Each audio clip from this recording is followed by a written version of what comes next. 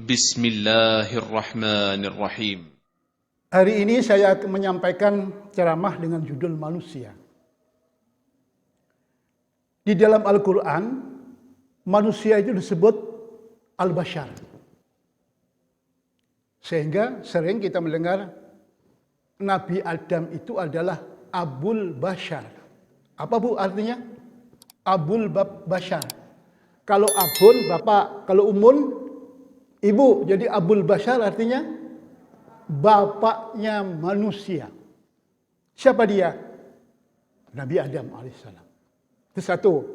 Tapi para ulama juga menyatakan di samping Nabi Adam, Abul Bashar yang kedua siapa? Siapa bu? Nabi, betul, yang keras. Nabi Ibrahim, betul. Kenapa? Beliau itu punya anak dua, Nabi Ismail dan Nabi Ishak. Nabi Ismail menurunkan Nabi Muhammad SAW, silsilahnya. Kemudian Nabi Ishak menurunkan nabi-nabi semuanya. Terakhir Nabi Isa alaihissalam. Jadi kalau ditarik ke atas, bapaknya adalah Nabi Ibrahim. Anaknya dua, satu menurunkan Nabi Ishak, terus sampai Nabi Isa alaihissalam. Kemudian yang satu lagi, Nabi Ismail menurunkan Nabi Muhammad sallallahu alaihi wasallam. Kenapa mereka sebagian dari orang kafir tidak mau mengakui Nabi Muhammad? Karena bukan golongan atau bukan nasabnya. Kenapa? Kalau ditarik ke atas, nabi-nabi itu Nabi Ishak sampai Nabi Ibrahim. Tetapi kalau Nabi Muhammad, kalau ditarik ke atas, Nabi siapa bu? Pak Ismail. Nah, jadi bapaknya para nabi adalah Nabi Ibrahim. Oleh karena itu, di dalam Quran dinyatakan bahwa manusia itu kadang-kadang disebut Al-Bashar. Itu satu. Yang kedua, manusia itu dalam Al-Quran disebut juga Al-Insan. Ya, ini sudah menjadi bahasa Indonesia. Misalnya hadis yang sangat terkenal, Al-Insanu mahallul khata' wan nisyan. Apa itu artinya? Manusia itu adalah tempatnya salah dan lupa. Kalau kita disebut manusia, pasti berbuat salah. Kalau kita disebut manusia, pasti pernah lupa. Kecuali malaikat. Ya. Jadi al-insanu mahallul khata' wan nisyan. Manusia itu adalah tempatnya salah dan lupa. Ya. Kullu bani Adam khata'un, kata Nabi. Semua anak cucu Adam itu pernah berbuat salah. Wa khairul khata' at-tawwabun. Dan sebaik-baik orang yang pernah berbuat salah adalah orang yang bertaubat pada Allah. Bapak pernah salah, Pak Lukman pernah salah, ibu pernah salah, saya juga pernah salah. Tetapi wa khairul khata' at-tawwabun. Sebaik-baik orang yang berbuat salah adalah orang yang bertaubat pada Allah. Bapak-bapak, ibu-ibu, hari ini, pagi ini kita berada di sini dalam rangka bertaubat pada Allah Subhanahu wa taala. Yang kedua al-insan ya, ada firman Allah yang sangat terkenal. Laqad khalaqnal insana fi ahsani taqwim. Sungguh kami telah menciptakan manusia dalam keadaan sebaik-baik bentuk. Kenapa sebaik-baik bentuk? Malaikat saja disuruh sujud kepada Nabi Adam. Dan Nabi Adam itu insan, manusia. Laqad khalaqnal insana fi ahsani taqwim. Summa radadnahu asfala safilin. Kemudian kami radadna, ya kami turunkan dia asfala safilin ke tempat yang paling bawah, aspal bahasa Indonesia ya, paling bawah, keraknya api neraka. Manusia yang baik adalah manusia yang terhormat sekali. Malaikat saja suruh sujud kepada Nabi Adam. Tetapi yang buruk, asfalas safilin. Tempatnya paling bawah. Manusia kalau jahat, dia bunuh, dia perkosa, barangnya diambil, dirampok. Setelah itu ada yang dipotong-potong. Tetapi hewan tidak seperti itu. Makanya kalau manusia yang jahat itu seperti banyak ya pejabat-pejabat bahkan menteri, rezeki sudah banyak, semua sudah ditanggung negara, tapi dia korupsi juga. Itu laqad khalaqnal insana fi ahsani taqwim tsumma radadnahu asfala safilin. Kalau sudah manusia itu jahat, maka dia lebih jahat daripada binatang. Nah, itu ya. Jadi yang kedua al-insan. Kemudian yang ketiga, manusia disebut bani Adam. Anak cucu Adam. Tadi saya sampaikan hadis kullu bani Adam khata'un. Semua anak cucu Adam itu pernah berbuat salah. Jadi kita ini adalah anak cucu Adam. Kemudian nanti ada pertanyaan ya, kalau di kampus saya kadang-kadang bertanya, kamu percaya nggak dengan teori evolusi manusia? Evolusi yang disebut oleh Darwin. Manusia itu berasal dari kera. Kemudian berevolusi, makin lama menjadi seperti manusia sekarang ini. Bapak-bapak percaya dengan teori Darwin bahwa manusia bagus Pak Lukman? Tidak. Tidak. Kita ini adalah Bani Adam. Kakek moyang kita itu adalah Nabi Adam. Lah kalau manusia itu berasal dari binatang, dari kera, maka pertanyaannya, ada seorang tokoh Persis ya, saya ingat betul, saya baca bukunya. Beliau mengatakan, kalau memang manusia itu berasal dari kera, kemudian berevolusi menjadi manusia seperti sekarang, maka pasti ada kera-kera yang sekarang ini berevolusi menjadi manusia. Sekarang ada nggak kera tiba-tiba menjadi manusia? Ada nggak Pak? Tidak ada. Nah kemudian yang kedua kata beliau, kalau ada manusia yang terus berevolusi, berarti nanti setelah jadi manusia ini akan jadi kera lagi. Sekarang ada nggak manusia yang menjadi kera?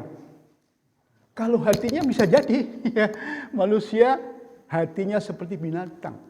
Lahum qulubun la yafqahuna biha. Mereka punya hati tetapi hatinya keras kasar seperti kera. Jadi ada 3 Bu ya. Coba masih ingat nggak Bu? Apa sebutan dari manusia? Pertama, Bapak tadi sudah saya terangkan ini. Kan mahasiswa ini. Pertama al-insan. Yang kedua al-bashar. Yang ketiga Bani Adam ya. Ya alhamdulillah tambahlah ilmu kita pada pagi hari ini. Itu yang pertama ya. Jadi dalam Al-Qur'an saya ulang lagi, manusia itu disebut al-insan, al-bashar dan Bani Adam. Yang kedua, mengapa manusia diciptakan Allah? Kita diskusi Pak, kenapa sih Allah menciptakan manusia? Apa tujuannya Allah menciptakan manusia? Apa Pak? Wa ma khalaqtul jinna wal insa illa liya'budun. Ma uridu minhum mir rizkin wa ma uridu ayyud'amun. Dan tidaklah kuciptakan manusia dan tidaklah kuciptakan jin dan manusia illa liya'budun, kecuali agar mereka beribadah kepadaku. Jadi kalau dari ayat ini, apa tujuan Allah menciptakan manusia, Bu? Bagus ya, udah alhamdulillah, benar-benar mahasiswa ini ya. Mahasiswa ini syukur alhamdulillah ya. Ada yang masuk. Allah menciptakan kita di dunia tujuannya adalah agar kita mau beribadah. Jadi kalau ada orang yang tidak mau beribadah kepada Allah, sesungguhnya dia tidak sesuai dengan tujuan Allah menciptakan kita. Wa ma khalaqtul jinna wal insa illa liya'budun. Belum lagi yang disebut ibadah itu apa, itu Masya Allah panjang itu ya. Nanti insya Allah suatu ketika kita akan bicara tentang ibadah itu apa. Kemudian ayat selanjutnya, wa ma uridu minhum min rizkin.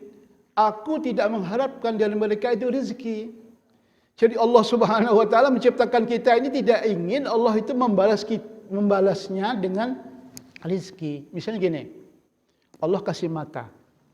Berapa Bu harganya mata? 10 juta? Boleh Bu 10 juta satu? Tidak. 20? 100? Atas berapa? Masya Allah. Itu baru satu mata. Bisa nggak kita membalas Allah Subhanahu wa taala membuat mata untuk kita 10 juta, 20 juta, 100 juta, 1 miliar? Satu mata. Wa ma uridu minhum min rizkin. Ya, tidak bisa kita membalasnya. Belum mata yang kedua, belum hati, belum jantung, belum seluruh, belum lagi nyawa kita, roh kita, kesehatan kita, Masya Allah. Ya, tidak bisa kita membalasnya. Dan Allah tidak mengharapkan itu. Wa ma uridu ayyud'imun. Dan juga aku tidak mengharapkan mereka itu memberikan makanan kepadaku. Artinya apa? Allah menciptakan kita dengan gratis ya. Kita diperintahkan hanya untuk beribadah kepada Allah. Dan kita tidak diperintahkan untuk memberi makan kepada Allah. Kenapa Pak? Karena Allah tidak butuh makan. Ya, maka yang dibutuhkan oleh Allah adalah kita beribadah kepadanya. Itu pun untuk kita. Kalau sekiranya seluruh manusia ini beribadah, taat kepada Allah Subhanahu wa taala, tidak akan menambah kemahakuasaan Allah.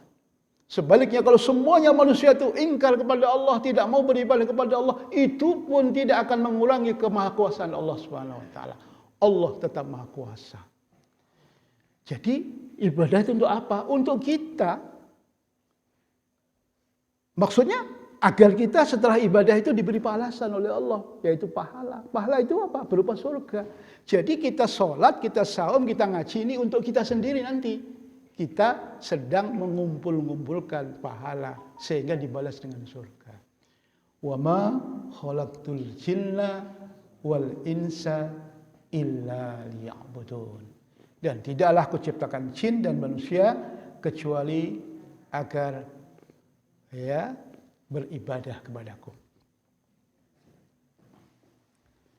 Kemudian yang keempat atau ketiga ya, perbedaan manusia dengan binatang. Apa Bu bedanya manusia dengan binatang? Betul. Manusia diberi oleh Allah kelebihan berupa akal, otak. Dengan akal itu manusia bisa sampai ke ruang angkasa, membuat teknologi yang modern. Luar biasa. Ya, ini kelebihannya. Yang kedua apa Bu? Diberi apa oleh Allah? Di samping akal, hati. Hati bisa merasakan ya apa penderitaan orang lain dan lain-lain. Itu adalah kelebihan manusia dibandingkan dengan binatang.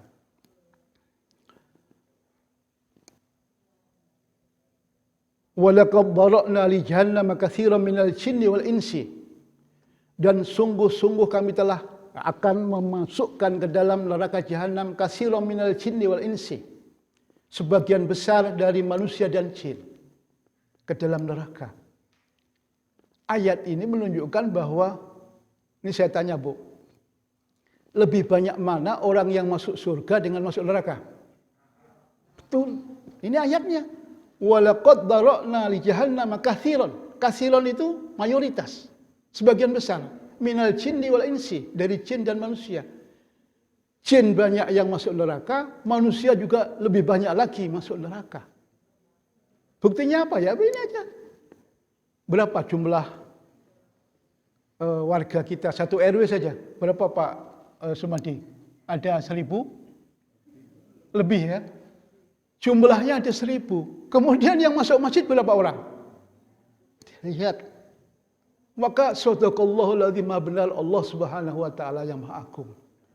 Lebih banyak manusia itu masuk neraka. Walaqad dhara'na li jahannama katsiran minal jinni wal insi. Lahum qulubun. Mereka itu punya hati. La yafqahuna biha. tetapi sayang hatinya tidak digunakan untuk memahami. Diberi hati, diberi kelebihan oleh Allah, dan hati ini sangat-sangat mahal ya. Binatang tidak diberi hati oleh Allah, tidak bisa memahami. Sehingga kemarin misalnya ya, binatang sapi itu ketika mau disembelih dia tidak punya akal, tidak punya hati, ya tenang-tenang saja. Baru setelah dibawa dia ada yang stres ya, malah ditayangkan ada yang lari, ada yang ngamuk. Baru setelah dia mau disembelih. Itu binatang. Saya ingat teman saya di radio mengatakan kalau orang tidak mau beribadah kepada Allah ya kal an'am, seperti binatang. Iya. Lahum qulubun la yafqahuna biha wa lahum adzanan wa lahum a'yunun la yubsiruna biha. Mereka itu diberi oleh Allah Subhanahu wa taala mata. Tetapi sayang matanya tidak digunakan untuk melihat. Punya mata tapi sesungguhnya dia buta. Tidak mau melihat kebenaran. Walahum adzanun la yasma'una biha, dan mereka itu punya telinga tetapi sayang telinganya tidak digunakan untuk mendengar ceramah-ceramah agama ya, nasihat-nasihat yang baik. Di ujung ayat itu Allah berfirman ulaika kal an'am bal hum adall. Mereka itu seperti binatang, bahkan lebih kejam, lebih sesat dibandingkan dengan binatang. Ibu-ibu, sekarang ini sedang ramai. Ada seorang perwira ya, tinggi kepolisian yang ramai dibicarakan di televisi. Tentang polisi membunuh polisi. Masih berkembang ramai katanya ini ada selingkuh dan lain sebagainya, Allah alam. Ya. Kalaulah itu betul, masa ya ada perselingkuhan di antara pembantu, ya, penjaga, bahkan supir dengan tuannya. Itu tidak ada dalam dunia kebinatangan, ya, tidak ada. Ya. Binatang itu ya kalau dia senang dia lakukan, kemudian setelah itu sudah tanpa ada aturan. Oleh karena itulah ulaika kal an'am, manusia yang jahat itu seperti binatang, balhum adall, bahkan lebih sesat dibandingkan dengan binatang. Tadi saya sampaikan bahwa kalau manusia itu jahatnya lebih jahat dibandingkan dengan binatang. Binatang itu membunuh lawannya sudah mati ya sudah. Tidak dipotong-potong ya, kemudian dibuang, diperkosa, enggak. Tetapi manusia yang jahat dia dimulai dengan minuman keras, kemudian dia memperkosa, dia membunuhnya, dipotong-potong lagi, masya Allah. Ya, ulaika kal an'am balhum adall. Menurut para ahli, ya, secara gradual, ya, jadi manusia itu sesungguhnya kalau dari segi badan, ya, susunan tubuh manusia itu sama dengan binatang. Punya mata, punya telinga, punya hati dan sebagainya, sama secara gradual. Tetapi bedanya antara manusia dengan binatang adalah yang tadi. Manusia diberi akal dan diberi hati, sedangkan binatang tidak diberi akal dan hati. Itu perbedaan manusia dengan binatang. Kemudian selanjutnya keutamaan manusia. Masya Allah. Tadi saya sampaikan bahwa manusia ini sangat mulia dalam hadapan Allah Subhanahu wa taala. Manusia ini adalah makhluk yang dimuliakan oleh Allah. Kenapa? Karena manusia ini diberi ujian, diberi cobaan oleh Allah, diberi barir, ya, tantangan ataupun hal-hal yang bisa membuat manusia celaka. Apa itu? Ada iblis, ada setan. Sedangkan malaikat itu diciptakan oleh Allah Subhanahu wa taala dari nur, dari cahaya, dan tidak diberi nafsu. Wajar kalau malaikat itu taat pada Allah Subhanahu wa taala. Yusabbihuna bihamdi rabbihim, siap bertasbih dengan mengucapkan hamdalah kepada Allah, sujud terus kepada Allah. Ya karena tidak diberi nafsu. Nah, sedangkan manusia yang diberi nafsu oleh Allah Subhanahu wa taala dia mau ibadah. tahajud malam hari kita bangun untuk ibadah, membaca Al-Quran, one day one juz, setiap hari 1 juz. Solat berjamaah, setiap pagi masukin kenceleng ya, alhamdulillah ya. Sudah kita mulai berbulan-bulan dan alhamdulillah sudah banyak yang memasukkan. Belum lagi ditambah dengan kita iktikaf di masjid ini terus ibadah kepada Allah Subhanahu wa taala, akhiri dengan salat sunat syuruk atau isyraq. Masya Allah, luar biasa. Diberi nafsu, enaklah mestinya hari ini kita tidur ya, dingin-dingin, tetapi karena iman kepada Allah Subhanahu wa taala, maka kita datang ke masjid untuk sama-sama mengaji dan mudah-mudahan diterima oleh Allah Subhanahu wa taala. Ya amin ya. Jadi secara gradual manusia itu sama dengan binatang, tetapi karena manusia diberi otak dan hati, maka dia dimuliakan oleh Allah Subhanahu wa taala. Manusia yang mampu melawan, mengarahkan nafsunya, maka tempatnya adalah surga. Sedangkan manusia yang menuruti syahwatnya, nafsunya, maka tempatnya adalah neraka. Utama sekali, tadi saya sampaikan, laqad khalaqnal insana fi ahsani taqwim, summa radadnahu asfala safilin. Kemudian selanjutnya manusia adalah makhluk yang mau menerima amanah Allah. Ya, tidak ada yang mau. Dalam Quran disebutkan ya, gunung-gunung diberi amanat oleh Allah supaya mau menerima amanatnya, tidak mau. Ya, kemudian makhluk-makhluk yang lain, binatang juga enggak mau. Manusia ini adalah makhluk yang mau menerima amanat Allah Subhanahu wa taala. Amanat itu apa? Ya ibadah ini. Dengan ibadah, amanat itu insya Allah sudah kita laksanakan. Dan di dalam Al-Quran disebutkan di ujung ayat itu, manusia itu jahula, bodoh betul. Kenapa kok mau menerima amanat? Berat Pak, berat tuh menerima amanah dari Allah Subhanahu wa taala itu. Kalau tidak dilaksanakan amanah itu tempatnya neraka. Masya Allah, bagaimana pedihnya siksaan api neraka. Bagaimana Allah Subhanahu wa taala akan masukkan manusia yang jahat, yang banyak dosanya itu ke dalam neraka. Dikerangkan oleh Allah dalam Al-Quran banyak sekali ya. Dalam tulisan dulu, One Day One Reminder sudah saya sampaikan panjang lebar itu. Ya, jadi manusia itu adalah makhluk yang mulia. Dan manusia itu mau menerima amanah dari Allah Subhanahu wa taala. Kemudian kesenangan hidup manusia. Ini tetap saja manusia. Di dalam surat Al-Baqarah Allah Subhanahu wa taala berfirman, "Zuyyina lin-nasi hubbus syahwat minan nisa wal banin wal qanatiril muqantarati minadh-dhahabi wal fiddati." Dan seterusnya, ya. Zuyyina lin-nasi hubbus syahwat. Dihiasi manusia itu cinta kepada syahwat, ya, senang kepada apa? Kalau laki-laki dia pasti cinta pada wanita. Atau sebaliknya, wanita cinta kepada laki-laki. Zuyyina lin-nasi hubbus syahwat minan nisa wal banin. Yang kedua, pasti manusia itu cinta pada anak-anaknya. Jadi kalau ada sekarang ini di televisi kita lihat ada ibu yang membunuh anaknya, Masya Allah. Disiksa dulu sampai meninggal dunia. Itu menyalahi fitrah Allah Subhanahu wa taala.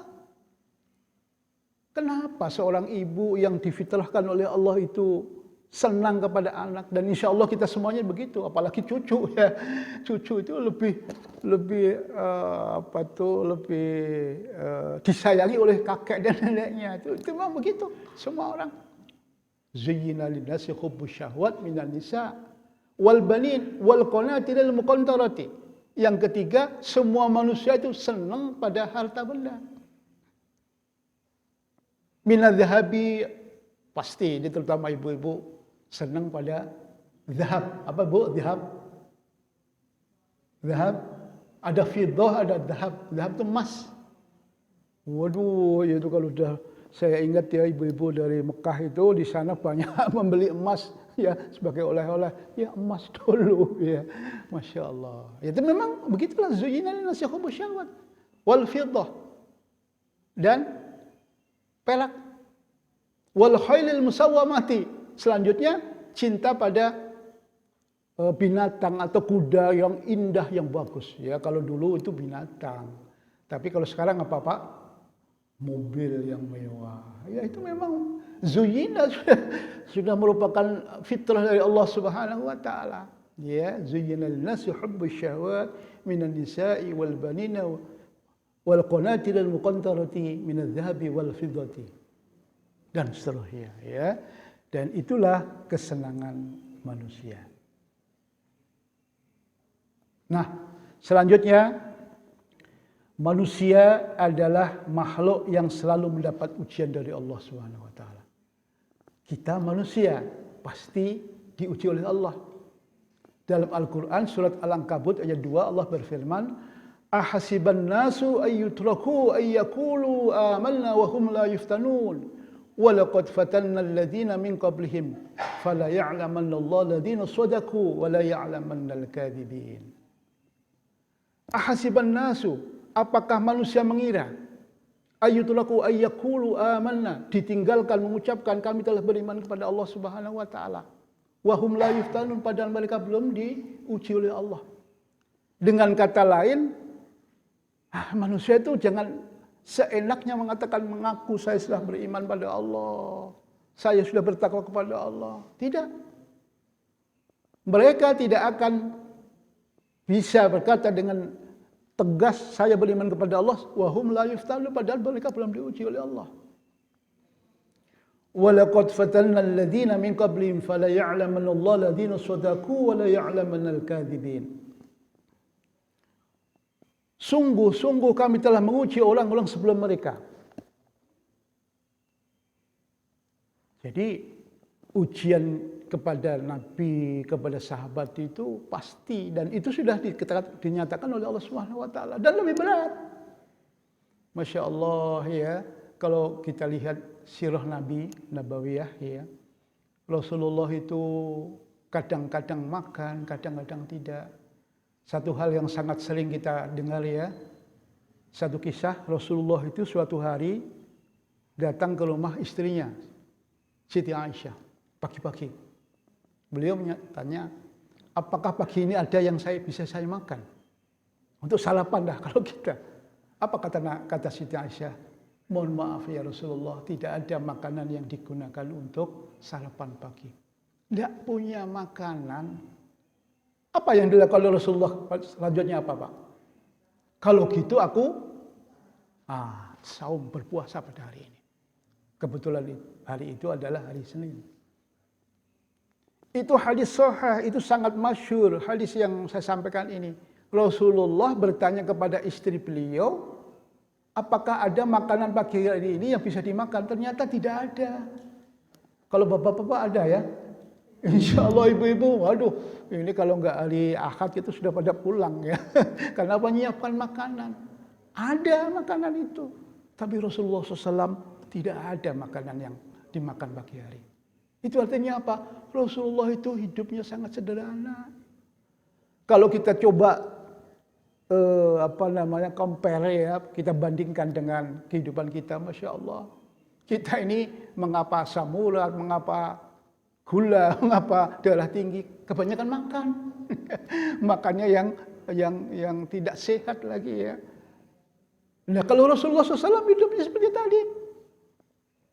Ada kisah lain ya, betapa sederhananya Rasulullah SAW. Suatu hari Umar bin Khattab itu masuk ke bilik beliau. Kenapa saya sebut bilik ya? Rasulullah itu nggak punya rumah, rumahnya hanya di emperan masjid. Kalau ibu-ibu, bapak-bapak ke Madinah, ya Raudhah itulah rumah Rasulullah SAW di situ. Ya. Ketika masuk, Umar lihat apa yang ada dalam rumah itu, dalam bilik beliau itu. Ternyata nggak ada apa-apa. Yang ada adalah semacam guriba. Guriba itu adalah alat untuk ngambil air digunakan untuk wudhu. Itu ada ya di dalam ruangan Rasulullah SAW.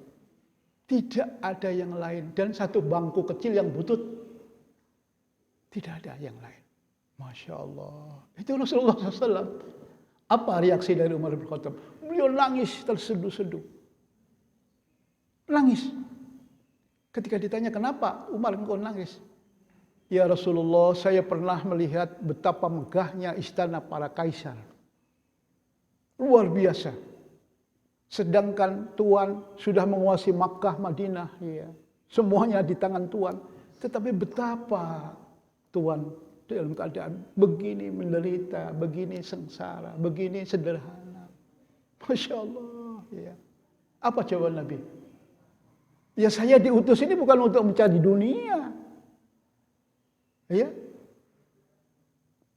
Innama bu'istu liutammima makarimal akhlak. Sesungguhnya aku diutus adalah untuk menyempurnakan akhlak. Ya. Jadi Masya Allah, Alhamdulillah kalau gitu ya kita bersyukur pada Allah Subhanahu Wa Taala. Kita ini lebih kaya daripada para nabi. Termasuk Nabi Muhammad SAW. Ya. Dalam kitab Riyadhus Shalihin, itu pernah saya sampaikan kepada ibu-ibu pengajian Selasa, dan memang di situ diceritakan ada kejadian di zaman Nabi ketika umat Islam diboikot oleh orang-orang Arab. Itu saking laparnya Abu Hurairah, pernah dengar ya nama itu? Abu Hurairah itu adalah orang yang dekat sekali dengan Rasulullah, beribu-ribu hadis yang beliau sampaikan, ya. Itu sampai meletakkan perutnya di atas tanah. Kenapa Bu? Masih ingat pengajiannya? Kenapa? Kelaparan. Karena saking laparnya, nggak ada makanan, maka perutnya ditempelkan ke tanah supaya apa? Supaya tidak terlalu lapar. Rasulullah SAW juga begitu, ya. Tidak ada makanan. Kemudian keluar melihat Abu Hurairah seperti itu. Apa yang beliau lakukan? Kebetulan Rasulullah SAW baru saja diberi beberapa atau satu gelas susu. Susu itu ditaruh satu gelas, kemudian sahabat-sahabat, ya, di zaman Rasulullah SAW itu banyak sahabat yang tinggal di masjid. Sahabat-sahabat yang bersama dengan Rasulullah berada di masjid. Orang-orang miskin banyak yang ada di masjid. Kemudian dipanggil oleh Rasulullah SAW. Mari, sini. Mukjizat Rasulullah SAW luar biasa. Susu yang hanya satu gelas itu diminum oleh semua sahabatnya. Semua sahabatnya. Dan semuanya kenyang. Ya, ini mukjizat Rasulullah SAW. Kemudian yang terakhir yang minum susu itu adalah Rasulullah Sallallahu Alaihi Wasallam. Masya Allah, ya. Apa yang dapat kita ambil? Rasulullah itu sangat dermawan. Kalau punya apa-apa suka ngasih pada orang lain. Rasulullah itu mukjizatnya luar biasa. Susu satu gelas itu bisa diminum oleh sahabat-sahabatnya, puluhan sahabat-sahabat itu. Dan semuanya kenyang. Yang ketiga, Rasulullah SAW itu minumnya terakhir. Mana ada pemimpin, presiden lah kalau di Indonesia sekarang ini, gubernur lah kalau di Indonesia ini, makannya atau minumnya terakhir. Biasanya paling awal atau paling akhir, Bu? Paling awal, duluan. Yang terhormat Bapak tuanku siapa gitu ya, minum dulu, tempatnya juga bagus. Tapi Rasulullah SAW, sahabatnya dulu minum sampai kenyang. Walaupun hanya satu gelas, tapi bisa mengenyangkan sahabat-sahabatnya. Baru Rasulullah SAW yang minum yang terakhir. Masya Allah, ya. Itulah contoh tauladan yang terbaik, yaitu Rasulullah Sallallahu Alaihi Wasallam. Masya Allah, ya. Beliau sederhana, beliau miskin, tetapi tetap saja iman kepada Allah Subhanahu Wa Taala luar biasa. Ya, tadi ujian Allah Subhanahu Wa Taala kepada orang-orang dahulu itu lebih berat dibandingkan dengan kita. Kita ini alhamdulillah ya, Alhamdulillah tidak pernah kita sehari tidak makan walaupun sederhana. Alhamdulillah. Belum lagi ujian yang lain. Masih ingat kisah sahabat yang suka azan? Siapa itu namanya? Bilal bin Rabah. Apa ujiannya? Ketika diketahui oleh tuannya bahwa Bilal bin Rabah itu sudah masuk Islam, maka dia ditelangtangkan, dibaringkan di padang pasir yang sangat panas, kemudian ditindih oleh batu, ya. Masya Allah, disiksa supaya kembali lagi menjadi kafir, menjadi musyrik. Apa yang keluar dari mulutnya? Masih ingat, Bu? Apa itu? Ahad, ahad, Allah ahad, Allah ahad. Masya Allah. Allah itu Maha Esa, Allah itu Maha Satu. Disiksa, tetap saja tidak mau keluar, tidak mau murtad. Ujiannya luar biasa. Belum lagi kemarin disampaikan oleh Pak Daji, ya kisah keluarga Umayyah. Itu luar biasa. Bapaknya dibunuh supaya kembali lagi menjadi murtad. Ibunya juga dibunuh. Bahkan mohon maaf ya, dalam hadis itu diceritakan dibunuhnya juga sangat kejam. Mohon maaf. Alat kemaluannya itu ditusuk, ya, sampai tembus dengan tombak. Masya Allah. Melihat itu putranya, ya, Umayyah ini, akhirnya dia, ya sudahlah kalau gitu saya mau kembali lagi. Tapi wa qalbuhu hatinya tetap beriman kepada Allah Subhanahu wa taala. Dan ternyata dibenarkan. Darurat dia mengatakan beriman kepada berhala-berhala dan lain-lain. Itu ujian-ujian yang luar biasa kepada orang-orang sebelum kita. Jadi kita sekarang ini Masya Allah nikmat sesungguhnya ya. Seperti saya ceramah begini nggak ada halangan, ya, nggak ada seperti zaman PKI misalnya dahulu susah payah, mudah hidup ini, ya, bersyukur pada Allah Subhanahu Wa Taala. Ujian kepada orang-orang dahulu jauh lebih berat. Walaqad fatanna alladzina min qablihim fala ya'lamanna Allah alladzina shadaku. Tujuannya apa? Untuk diketahui mana yang benar, mana yang betul-betul beriman atau tidak beriman, atau imannya cuma sedikit. Hidup susah. Menggadekan imannya dengan uang, dengan harta, dengan jabatan. Banyak orang seperti itu. Wala tashtaru bi ayatillahi samanan qalila. Dan janganlah kamu menjual ayat-ayat Allah dengan harta yang qalil. Samanan qalila, dengan harga yang qalil, yang sedikit, tidak boleh. Dulu pernah ya ada seorang profesor, saya nggak sebut namanya, ketika zaman SD SP Pak Domo dahulu, dia berfatwa bahwa SD SP itu halal. Setelah itu dia dapat rumah, dapat fasilitas macam-macam. Profesor, kiai mengatakan judi itu halal. Balasannya apa? Harta yang banyak. Maka yang demikian itu rugi sekali di akhirat kelak, ya. Oleh karena itu kita tetap sami'na wa ata'na. Kita dengar dan kita taat kepada Allah Subhanahu wa taala. Kemudian ada lagi, ada manusia yang beriman, ada manusia yang kafir, dan ada manusia yang munafik. Itu pembagian manusia. Kita lihat misalnya di dalam awal surat Al-Baqarah, itu pertama ada orang-orang yang beriman, muttaqin. Kelompoknya alladzina yu'minuna bil ghaibi dan seterusnya. Kemudian yang kedua, ada orang kafir. Di situ Allah Subhanahu wa taala berfirman, "Innal ladzina kafaru sawa'un 'alaihim a anzartahum am lam tunzirhum la yu'minun." Sesungguhnya orang kafir itu, apakah kamu beri nasihat kepada mereka atau tidak, tetap saja mereka tidak mau beriman pada Allah Subhanahu wa taala. Itu orang kafir. Satu saja ayatnya. Sedangkan yang ketiga orang munafik. Itu ada 8 sampai lebih, ya. Dalam surat Al-Baqarah itu menjelaskan tentang orang-orang munafik itu. Artinya apa? Manusia itu paling tidak dikelompokkan oleh Allah menjadi 3 golongan. Yang pertama muttaqin, yang kedua kafirin, yang ketiga munafikin. Kita termasuk yang mana? Tinggal pilih saja. Kafir itu di dalam ayat yang selanjutnya itu khatamallahu ala qulubihim wa ala samihim wa ala absarihim ghisyawatun wa lahum sudah profesor semua ya. Alhamdulillah, bersyukur pada Allah Subhanahu wa taala ya ibu-ibu ini. Sudah dikunci mati hatinya. Khatamallahu ala qulubihim wa ala samihim. Matanya sudah tidak bisa melihat lagi kebenaran. Khatamallahu ala qulubihim wa ala samihim wa ala absarihim, gitu juga telinga atau matanya ya.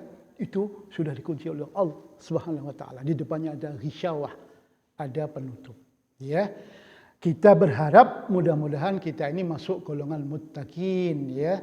Mudah-mudahan Allah Subhanahu wa taala menjadikan kita semuanya orang-orang yang muttaqin. Amin ya rabbal alamin.